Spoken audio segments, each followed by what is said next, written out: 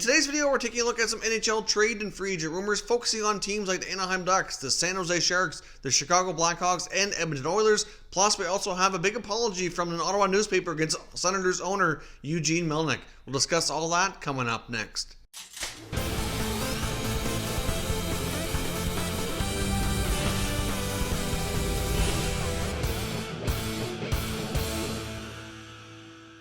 So welcome back to another video here at Top Shelf Hockey. As I mentioned, we have a variety of things to cover today, but let's kick things off with the situation involving the Ottawa Sun and Ottawa Senators owner Eugene Melnyk. Of course, we had an article a few days ago from freelance writer Rick Gibbons, who made some pretty bold claims against Melnyk in regards to the handling of the Sens Foundation, charging them rent, some details on his own charity, the Organ Project, and all that. And basically at this point, Melnyk has threatened a lawsuit against them, and they've come back with a major apology in today's paper. They kind of retracted a lot of information, and obviously the information here that Melnyk states there's a lot of inaccuracies that he wanted to clarify, and basically I'm not sure that he will or will not seek legal action at this point. He may hold back because he says in his statement here issued through the Ottawa Senators that there's still a lot of damage done by the accusations. Essentially, a couple of the key points of the apology pinpoint that he did indeed charge the Sens Foundation rent, but that is his legal obligation to do so, but he gave them a well below market rate for that. He was not in the hundreds of thousands of dollars as the article originally had indicated. I believe the amount was around $75,000 or $76,000, so it was far less than the article originally intended. And like I said, according to Melnyk, he's legally obligated to do that. I don't know the ins and outs of the legality, so I can't really speak to that, but I'm assuming if he's saying that there is some truth to it. To a degree, he also wanted to acknowledge the accusations about how little of the money from the Organ Project actually was donated through charity. Basically, he said the main part of this foundation was to create awareness. Like, probably, I guess, to a degree, explains the huge amount of money went towards advertisements. Of course, when you're trying to raise awareness, advertising certainly plays a big role in that. So this is what he is saying. There's a lot of inaccuracies there, and obviously the Sun has retracted and apologizing here for many of the things that were said. Obviously, the author of the article claimed to have some sources, mostly from the Sens Foundation and a few other places as well. And obviously, Melnyk says that he really didn't even seek comment from Melnyk or from the charity or anything like that directly, and that a lot of the facts should have been straightened out.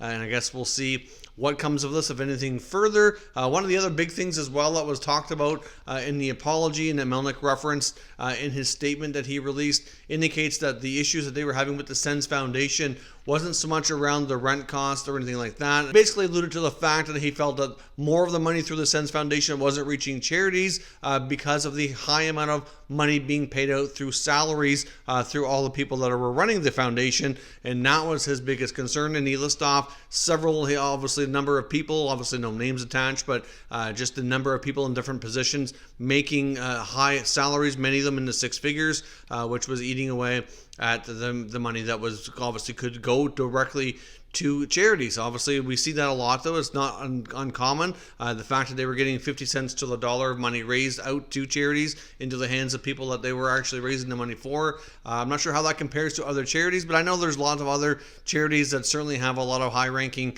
high-paid executives. So I guess we'll see what comes from this, but at this point, the Ottawa Sun has issued a major apology, retracted a lot of the information they claimed as fact in this article, and we'll see if Melnyk pursues any further legal action. One other quick note as well, longtime NHL player Tommy Wingels has announced his retirement. Of course, he's played for multiple teams. He's been out of the league for a little while.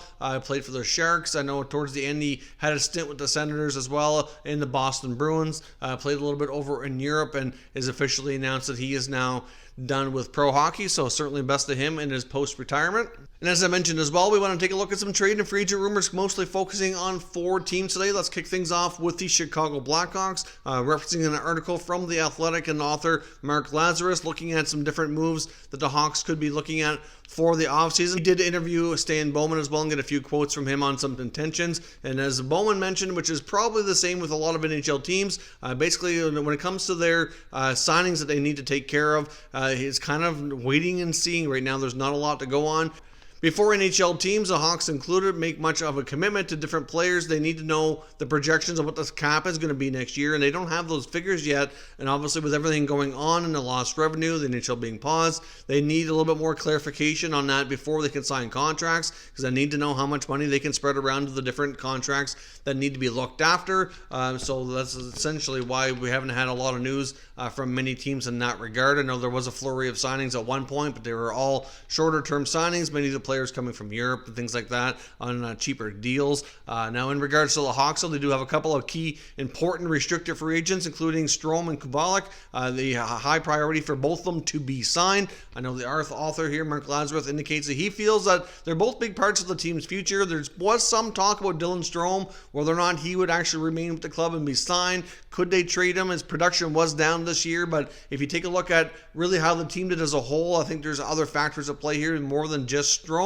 My concern with Strome is whether or not his confidence could be broken, because obviously he went through a rough patch at the beginning of his career with Arizona, got off to a hot start in Chicago once he arrived last year, had a solid year, got back playing with his old junior teammate Alex DeBrincat. They seemed to click pretty well, and then obviously things kind of cooled off this year, and DeBrincat's numbers were down as well, so you can't help but think they certainly had a negative impact on each other this past year. Obviously there's some other players new to the team too, so clearly there still could be a spot for Strome longer term, and Lazarus feels that he could be a longer-term number 2 center solution. He sees the youngster Kirby Dach eventually being the number 1 center, with Strome being a potential good fit for the number 2 center, and eventually Jonathan Toews settling back to be that number 3 center. I mean, Toews for the most part has been a solid number 1, number 2 guy for them for a long time. As he's getting towards the latter part of his careers, we know he's a pretty solid two-way center iceman as well.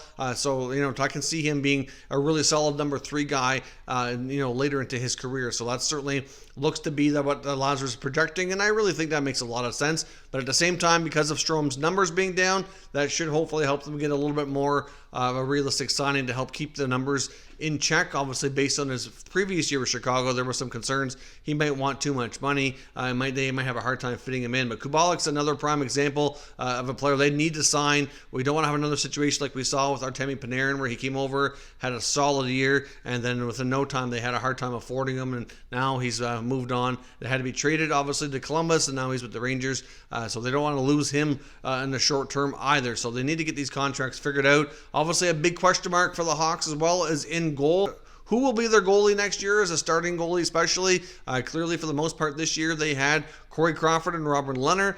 Crawford's a UFA. They traded Leonard. They brought back Malcolm Subban. I mean, Subban might be able to be the backup, but he certainly does not appear to be a starting goaltender at the NHL level. So there is some belief through Lazarus and others that I've seen indicating that he does feel there's a pretty solid chance that Crawford does return to Chicago and is the starting goalie. I've heard some comments before from Crawford indicating he still feels he can play and he wants to have an opportunity to be a starter, and it makes sense that he would want to stay in Chicago. He's been there a long time. He's had a lot of success, battled a lot of injuries lately, but he did have a pretty decent, especially the second half of the year. I thought he was actually a little bit better this year. Was a little bit more consistent. So obviously having a guy like Leonard there to go who could play a fair bit certainly helped take the pressure off too. And they're not going to have that if he returns without having some additional help there. But whether or not it's Malcolm Subban or maybe Colin Delia, they very well could go with that as a tandem next year. Don't know exactly what Crawford's going to be looking for a contract, but I would assume Chicago probably wouldn't want to give him very much term, especially given that he's up there a little bit in age and the injury history that he's had. But still, if he can agree to the right price, it makes sense that he returns for another year in Chicago between the pipes. Now, as I mentioned, I want to look at some other teams as well, all of which are also in the Western Conference. Let's go now to the Edmonton Oilers, and could Jesse Puljujarvi maybe even return with Edmonton? And it's a possibility. A recent interview that he's conducted, one of his quotes was, "Never say never." Obviously, that's the most we've heard about any kind of possibility at all of him going back to Edmonton. Most of the comments we heard throughout the season was that he was done there and wanted to trade, wouldn't consider it between him and his agent. Really nothing remotely close to this before, but it appears as though maybe time has healed some wounds. Maybe he's willing to give this another shot. I understand the frustration he was feeling towards the organization. Obviously, out of the draft, he went in. He didn't really see the level of success that he was hoping to have. The team was hoping he would have too. And clearly it looked like his development was somewhat stalled and just not being handled appropriately. But the Oilers kind of cleaned house and had a whole different crew of guys there that he could be working with, different head coach, different GM. And so it makes sense to me. I thought he might give them another shot, even if he didn't want to sign longer term, maybe do at least a 1-year contract just so he could kind of get back playing and see if he could get his confidence back. But it looks as though this year in Finland has certainly helped him. He had a great year over there, seems to have his confidence back, and maybe, as he said, never say never on a potential return. I mean, really, if you think about it, for a young winger who's got some good size and was drafted with a lot of potential, wouldn't you want to have the opportunity to play with guys like McDavid and Draisaitl? I don't see too many other opportunities around the NHL that would be a whole lot better. I mean, if they put him in one of those top 6 winger roles and he was able to get back to being successful to what they were hoping for when they drafted him, then that would be the best spot for him. But at the same time, the other thing you got to remember here too is if they did trade him, what are they going to get back in order to kind of have anything better or try to find another player who could fit with the organization? It's not going to be easy. I know at one point there was talks about a Puljujarvi for Elias Anderson trade. They're very different players, and there's even some talk about Elias Anderson maybe even giving things a shot again with the Rangers. He very well might go back during this 2014 playoff round when they get back to playing. So there's a possibility there that maybe he could mend fences in New York too, so that might not be really on the table any longer. Just not sure there was really much out there that was appealing to Holland and the Oilers, so he kind of held off. He wasn't going to trade him just for the sake of trading him, like he said early on. He wanted to give him some time, see what he could do, and you know what? Maybe if he comes back and gives the Oilers another chance, maybe things work out a little bit differently. I think the year in Finland's been great for him. And I guess we'll see. Maybe, just maybe, Puljujarvi won't be traded after all and actually will come back. Obviously, due to the fact that he's not signed at this point, he would not be eligible to play during the 2014 playoff format that we're going to see later this summer. But he could sign a contract and possibly come over for the 2020-2021 NHL season. But at the same time, during his interview, he didn't rule out the possibility of playing another year in Finland. He wants to leave all of his options open. And I think a lot of that also is going to have to do with the fact of when the NHL season will start for next year. That's going to play a big role, and whether or not maybe the contract he can play with in Europe, will they give him an NHL out clause? Like sometimes they'll do that and sometimes they don't want to. So if he could get a contract to play in Finland but have a clause that says if he gets an NHL deal he's free to be released and go, then he very well could play in Finland in the fall if hockey is resuming there, which I believe it looks to be like it will be, and then from there can jump to the NHL later in the winter once their next season gets underway, hopefully around December or January, which is currently what seems to be being targeted. So I guess we'll see what happens with Puljujarvi in Edmonton, but maybe he'll stay after all. As I mentioned, the other teams we're looking at here are in California. Let's start here with the Anaheim Ducks. Analyzed by the Hockey News and Matt Larkin, looking at their what their postseason might look like now that their seasons are officially wrapped up here. The Anaheim Ducks are obviously in a situation where they're going through a bit of a rebuild. I don't think it's fair to say reset. I think rebuild is required. They've really already started the progress there, getting a lot of good young pieces in place to help this team moving forward. We did see recently that Bob Murray, the general manager, made some comments about Dallas Eakins and their kind of postseason wrap-up, and he's made more comments kind of indicating that he might have been a little bit too harsh on Eakins and kind of threw him under the bus a little bit, so he kind of seemed to renege a little bit on some of the criticisms there. I think it's just basically being frustrated and where things are at overall, but at the same time, it's expected that he's going to continue looking to shed salary, and this article references the fact that the Ducks really likely won't be busy at all when it comes to free agents. Maybe there could be some short-term veteran signings, but unlikely that they'll do much of anything in that regard. If anything, they'll continue to look to shed salary and kind of try to create some more flexibility as some of these younger players in their system hopefully get through their entry-level deals. They're going to need more longer-term cap space, which might not be going up for a few years' time, depending on how everything goes. It's very uncertain in that regard, as we know. And as I've mentioned before, some prime candidates, at least in my opinion, of players that could be traded would be Ryan Getzlaf, longtime NHL player, had a terrific career, been a long-time captain there, great leader, still producing at a pretty good rate, with 1 year left on his contract. There'd be no reason to say why they couldn't find a new home for Getzlaf if they really wanted to move on from their captain. They could retain salary if need be. They could probably get a decent return, even if it's not, a big-time first-round pick or anything. I don't know what the return would be, but regardless, they could move the salary out if they wanted to, and just to create more of an opportunity for some of the younger players. But at the same time, they do need some veterans to hang around and kind of lead the way.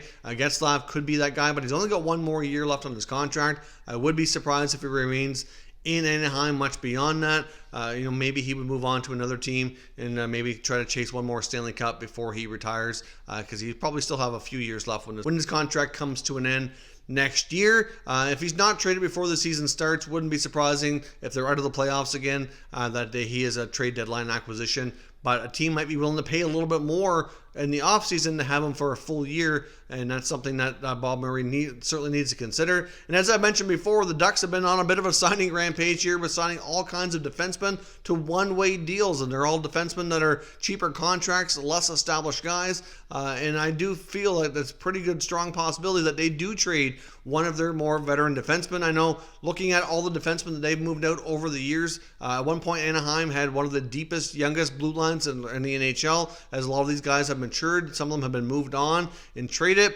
Like at one point we saw like Sammy Vatanen get moved. We saw Brandon Montour. They still have like Fowler and Lindholm, as well as Josh Manson. And I think some of these guys, Manson probably being the most likely to be moved in my opinion. He has got a longer term contract. It's very affordable. It's a right shot, has more value. And as I mentioned before, I think he'd be a great fit for a team like the Leafs or a few others too, who are looking for that right shot defenseman, who have lots of forwards who they could certainly provide in return for the Ducks, or maybe the Ducks would prefer to get another younger prospect defenseman, somebody who might need a year or two of seasoning before they make the jump. I don't know exactly what they want to return, but it makes a lot of sense for this Ducks team to be shedding salary, and in my opinion, guys like Getzlaf and Manson are prime candidates to be moved out.